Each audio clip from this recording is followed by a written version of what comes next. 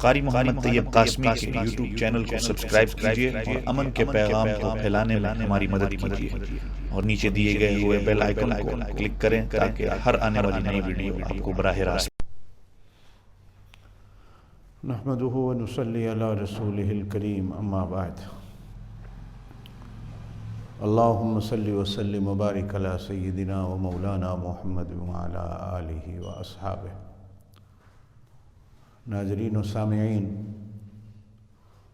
دل کی اتھاہ گہرائیوں سے آپ سب کو السلام علیکم ورحمۃ اللہ وبرکاتہ۔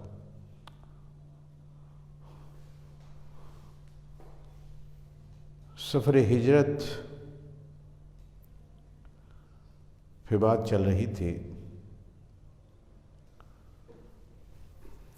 3 راتیں غار میں جو گزری ہیں وہ جناب صدیق اکبر رضی اللہ تعالی عنہ کی پوری زندگی کا حاصل ہے۔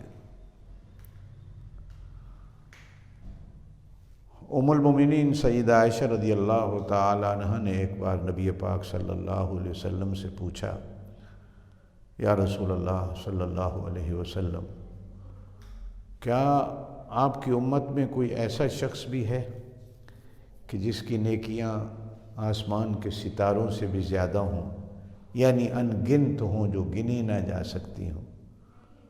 تو ارشاد فرمایا، عمر ابن خطاب، میری امت میں ایسا ایک فرد ہے کہ جس کی نیکیاں آسمان کے ستاروں کی طرح لا تعداد۔ یہ سن کر اماں کا چہرہ کچھ مرجھایا۔ ارشاد فرمایا، معلوم ہوتا ہے کہ تو اپنے ابا کے بارے میں کچھ پوچھنا چاہتی۔ عرض کیا، بے شک۔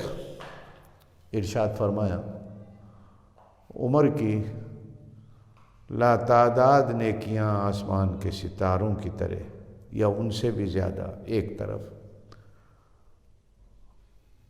اور تیرے ابا کی جو 3 راتیں میرے ساتھ غار میں گزری ہیں، میری حفاظت کرتے ہوئے، میری دلجوئی کرتے ہوئے، میرا ساتھ دیتے ہوئے، ان کا مقابلہ عمر کی ساری زندگی کی نیکیاں نہیں کر سکتی۔ اور ساتھ بھی ایسا دیا کہ معراج کی رات کا ساتھی ایک منزل پہ جا کے رک گیا اور کہنے لگا کہ اس سے آگے جاؤں گا تو پر جل جائیں گے۔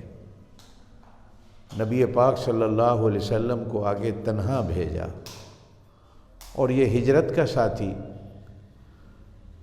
نبوت کو جو لے کے چلا مکہ سے مدینہ کے لیے، آج تک واپس نہیں آیا، وہیں جا کے سو گیا، اور سویا بھی ایسی جگہ جو روضۃ من ریاض الجنہ، کہ اللہ پاک نے اس غار کی 3 راتوں کا بدلہ ایسا دیا کہ قیامت تک کے لیے پہلو رسول صلی اللہ علیہ وسلم میں میرے اللہ نے صلح دیا، اور قیامت کے دن رفاقت نبوت میں اپنی قبر سے اٹھے گا، اور رفاقت نبوت ہی میں حوض کوثر پہ جائیں گے، اور رفاقت نبوت ہی میں اللہ پاک جنت نصیب کر دے گا۔ وہ جو اونٹنیاں پال رکھی تھی، 3 راتوں کے بعد ایک ایسا آدمی دہاڑی پہ مزدوری پہ لیا گیا کہ جو گمنام راستوں سے واقف ہو، ایسے ایسے راہوں سے کہ جہاں آج تک جس راہ سے کوئی گزر نہ سکا ہو۔ اونٹنیاں حاضر کی گئیں، ایک اپنے غلام کو ساتھ لیا اور ایک راستے کے جاننے والے کو ساتھ لیا، اور غلام بھی حضرت ابوبکر صدیق کے رضی اللہ تعالی۔ ایک اونٹنی پہ نبی پاک صلی اللہ علیہ وسلم سوار ہوتے، اور اسی اونٹنی پر جناب صدیق اکبر رضی اللہ تعالیٰ عنہ کو رفاقت نصیب ہوتی۔ غار سے نکلے تو یمن کا راستہ جو جدہ کی طرف سے جاتا ہے، ان پہاڑوں کے اندر سے وہ راستہ لیا۔ پھر جب سمندر آیا تو سمندر کے ساتھ ساتھ جن راہوں سے کبھی کوئی چلا نہیں تھا، ان راہوں پر اللہ پاک نے اپنے نبی علیہ الصلوۃ والسلام کو چلایا ہے۔ تلاش کرنے والے تلاش میں لگے ہوئے۔ جناب صدیق اکبر رضی اللہ تعالیٰ عنہ خود بخاری شریف میں پورا واقعہ بیان فرماتے ہیں کہ راستے میں عرب کی دھوپ اور عرب کی گرمی، ایسی گرمی کہ جس گرمی میں کوئی پرندہ بھی اڑتا ہوا نظر نہیں آتا۔ ایک جگہ نبی علیہ الصلوۃ والسلام نے آرام کرنے کا کہا تو میں نے پہاڑ کی اوٹ میں تھوڑا سایہ تھا، چادر بچھائی اور نبی علیہ الصلوۃ والسلام کو سلایا۔ آپ تھوڑی دیر آرام فرما ہوئے اور میں چوکیداری کے لیے کھڑا ہو گیا کہ کوئی تلاش کرنے والا کہیں سے نہ جائے۔ اتنے میں دیکھا کہ ایک چرواہا بکریاں چراتا ہوا قریب سے گزرا، تو میں نے اس سے پوچھا کس کے غلام ہو؟ کہا فلاں کے۔ میں نے کہا کہ کوئی بکری دودھ دینے والی ہے، ہمیں تھوڑا سا دودھ دے دو۔ تو اس نے ایک بکری کی ٹانگیں پکڑی، بکری نے ٹانگیں کھولیں اور اپنے دودھ کو پھیلایا۔ جناب صدیق اکبر رضی اللہ تعالیٰ عنہ سفر پہ چلتے وقت ایک مشک چمڑے کی تھیلی ساتھ رکھی اور اس کے اندر وہ دوہا ہوا دودھ جمع کیا۔ اور فرماتے ہیں میں نے سوچا کہ نبی علیہ الصلوۃ والسلام کے جاگتے دم تک یہ تھوڑا ٹھنڈا ہو جائے گا۔ حضور پاک صلی اللہ علیہ وسلم اٹھے تو میں نے نبوت کو وہ دودھ پینے کے لیے پیش کیا۔ نبی علیہ الصلوۃ والسلام نے پیا اور زبان نبوت سے مجھے دعائیں دی۔ ارشاد فرمایا چلیں، عرض کی خادم چلنے کو حاضر ہے۔ اب ہم چل پڑے۔ سراقہ بن مالک اگلا واقعہ بیان کرتے کہ میں اپنے ڈیرے پر کہہ لیں جہاں میرے جانور بدھے ہوئے ہوتے تھے، گھوڑے بھی اونٹ بھی، کچھ آدمیوں کے ساتھ وہاں بیٹھا محو گفتگو تھا کہ میرے کانوں میں بھی وہ آواز آئی۔ اتنے میں وہاں سے کچھ لوگ گزرے تو انہوں نے مجھے کہا کہ سمندر کے کنارے ہم نے دو چار آدمیوں کو جاتے دیکھا ہے، معلوم ہوتا ہے یہ وہی ہیں جن کی گرفتاری پر انعام مقرر ہے۔ تو میں نے ان کو چکر دیا یہ سوچ کر کہ یہ سارا انعام میں تنہا لوں، یہ لوگ کیوں لیں؟ تو میں نے انہیں چکر دیتے ہوئے کہا چھوڑو چھوڑو کوئی اور ہوگا، تمہیں کیا پتا، سمجھ آئے؟ وہ ایسے تھوڑی ہے کہ چل پڑیں گے کہ کوئی تلاش کرنے والے ان کو تلاش کر لیں گے۔ اتنے میں اپنے گھوڑے پر سوار ہوا، نیزہ میں نے اپنا ہاتھ میں لیا اور چلتے چلتے میں نبی علیہ الصلوۃ والسلام کی سواری کے قریب جا پہنچا۔ صدیق اکبر رضی اللہ تعالیٰ عنہ نے مجھے دیکھا۔ نبی علیہ الصلوۃ والسلام قرآن کی تلاوت فرما رہے تھے اور میرے کانوں میں ان کے قرآن کی تلاوت کی آواز آ رہی۔ اب تو سفر میں متوجہ تھے، لیکن صدیق اکبر رضی اللہ تعالیٰ عنہ کی نظریں مجھ پہ پڑی۔ قریب پہنچا تو میری گھوڑی نے ٹھوکر کھائی اور زمین میں دھس گئی۔ میں نے گھوڑی کو اٹھایا، پھر دوڑایا، پھر قریب پہنچی تو پھر ٹھوکر کھائی اور زمین میں دھس گئی۔ تیسری بار جو چلایا تو ٹھوکر کھاتے جو دھنسی تو میرے دل نے کہا سراقہ یہ واقعی اللہ کے نبی ہے۔ اب میں نے آواز دے کر کہا کہ میں معافی کا خواستگار ہوں،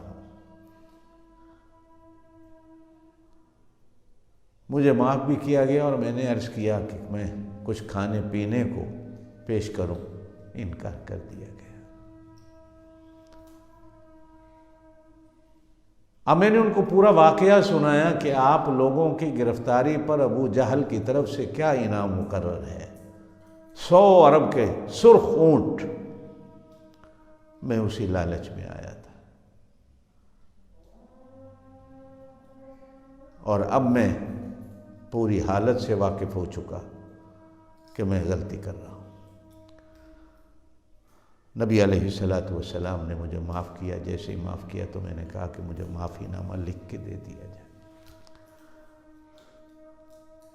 تو حضرت ابوبکر صدیق کے جو غلام ساتھ تھے، نبی علیہ السلام نے ان سے ارشاد فرمایا کہ اس کو ایک معافی نامہ لکھ کے دے دو میری طرف سے، ہو سکتا ہے کبھی زندگی میں اس کو کام آ جائے۔ اب یہ پیچھے مڑا۔ میں نے کل بھی، اگلے دن بھی عرض کیا تھا کہ یہ سفر معجزات سے بھرا ہوا ہے۔ اب کون کہہ سکتا ہے کہ سراقہ بن مالک پیچھے چلا تو دشمن تھا، اب جب واپس پلٹا ہے تو اپنا ہو کے پلٹا۔ چنانچہ کہا جاتا ہے کہ نبی علیہ السلام نے سراقہ کے ہاتھ پکڑ کر ارشاد فرمایا کہ ایک وقت آئے گا تیرے ہاتھ میں سونے کے کنگن پہنائے جائیں گے۔ سیدنا فاروق اعظم رضی اللہ تعالیٰ عنہ کے زمانہ خلافت میں جب ایران و عراق فتح ہوئے تو مال غنیمت میں اتنا سونا جمع ہوا جس میں ایران کے شہنشاہ کے ہاتھوں کے سونے کے کنگن تھے۔ سیدنا فاروق اعظم رضی اللہ تعالیٰ عنہ نے ان کنگنوں کو دیکھا تو مجھے بلایا کہ سراقہ کو بلاؤ۔ میں حاضر ہوا تو میرے ہاتھوں میں وہ سونے کے کنگن ڈال دیے گئے۔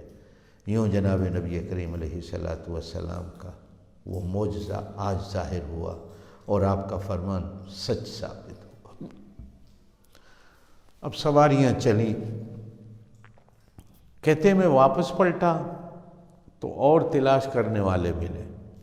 اب مجھ سے سب نے پوچھا تو میں نے کہا ادھر تو کوئی نہیں گیا، میں پتہ نہیں کہاں تک ہو کے آیا ہوں، دور دور تک کوئی بھی ادھر سے جانے والا نہیں گزرا۔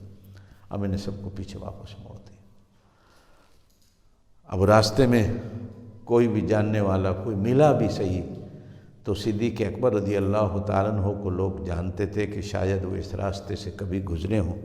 کوئی پوچھتا ابو بکر یہ تمہارے ساتھ آگے کون بیٹھے ہیں، تو میں کہتا کہ یہ وہ شخصیت ہے جو مجھے راستہ دکھانے والی ہے۔ پوچھنے والے سمجھتے کہ شاید اس راہ کو دکھانے والے ہیں اور میرا دل اشارہ ادھر کر رہا ہوتا کہ یہ مجھے جنت کی راہ دکھانے والے ہیں۔ اللہ اکبر، اللہ اکبر۔ چلتے چلتے سواری آگے چلی تو ایک اور دشمن جو اپنے 70 دوستوں کے ساتھ انعام کے لالچ میں نکلا ہوا تھا،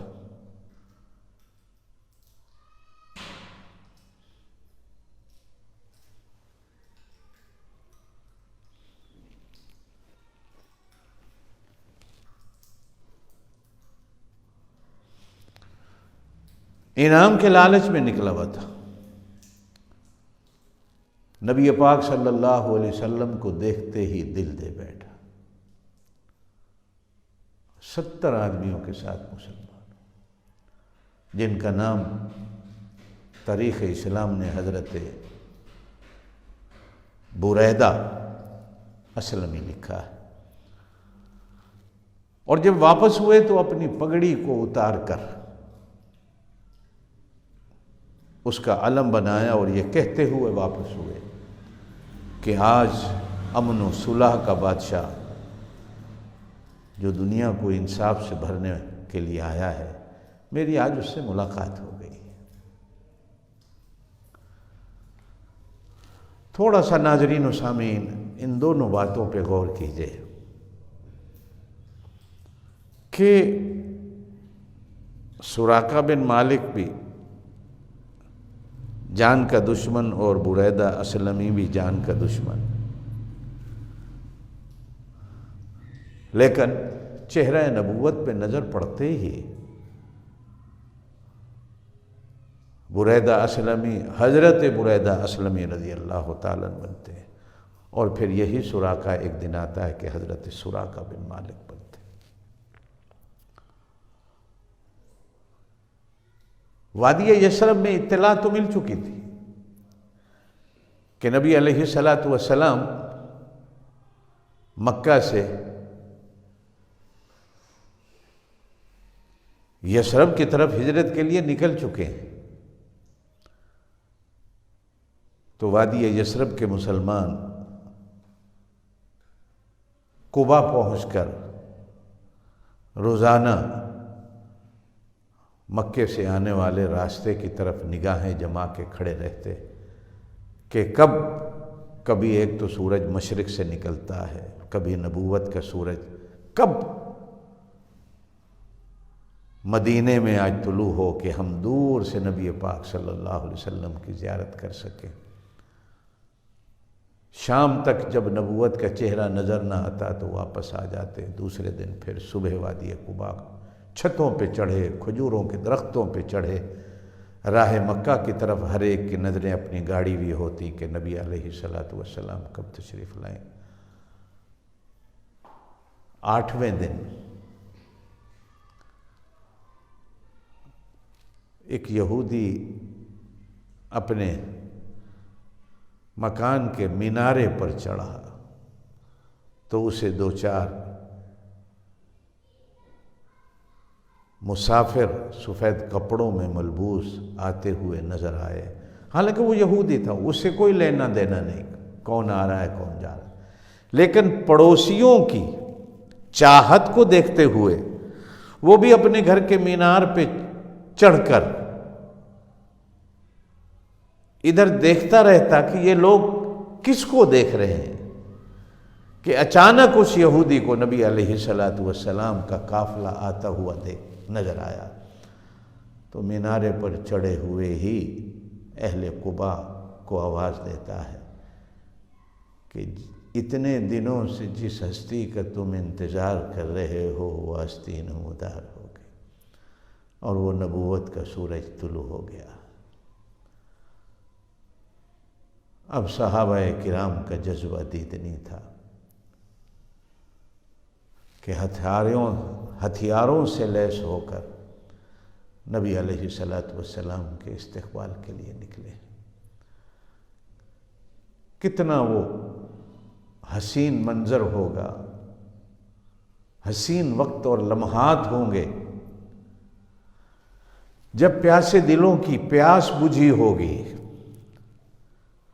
جب ان نگاہوں نے رخ مصطفیٰ کو دیکھا ہوگا، ما زاغ البصر وما طغی جیسی آنکھیں دیکھی ہوں گی، والضحیٰ جیسا ماتھا اور چہرہ دیکھا ہوگا، واللیل اذا سجا جیسی سیاہ زلفوں والی سرکار دیکھی ہوگی۔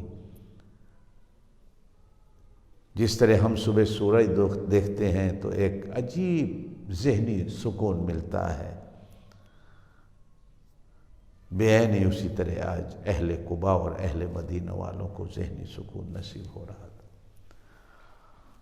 حضرت کلثوم بن ہدم کے گھر میں، یہ مسجد قبا کے پاس تھا، آج کل تو وہ نئی تعمیرات میں آ گیا، نبی پاک صلی اللہ علیہ وسلم کی سواری کو روکا گیا اور نبی علیہ الصلاۃ والسلام کو یہاں بٹھایا گیا۔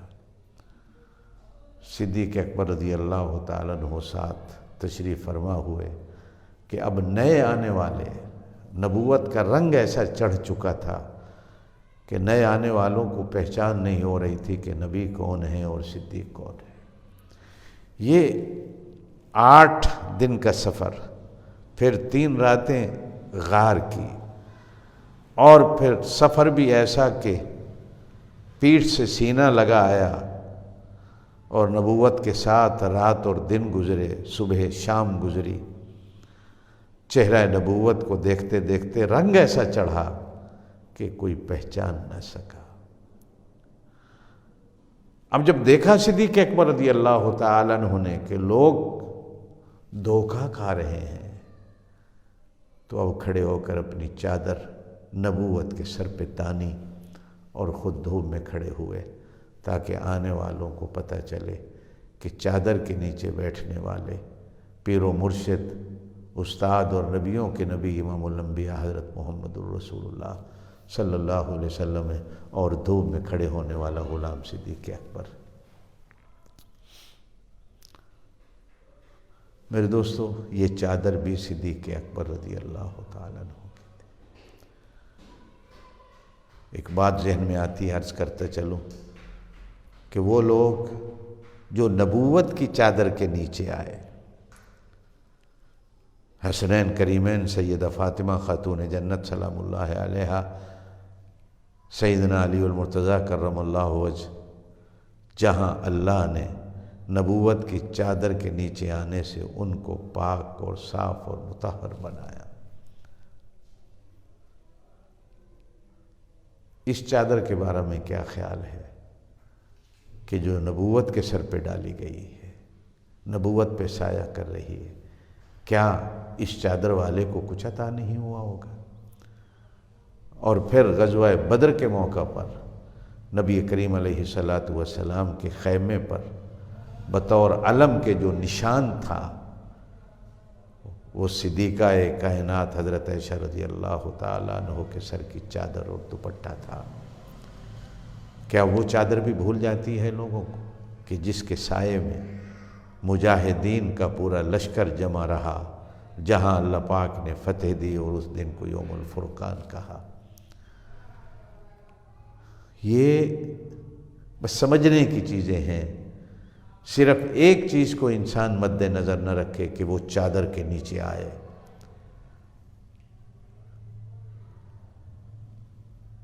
اور نبوت جس ہستی کی چادر کے نیچے آرام فرما ہوئی،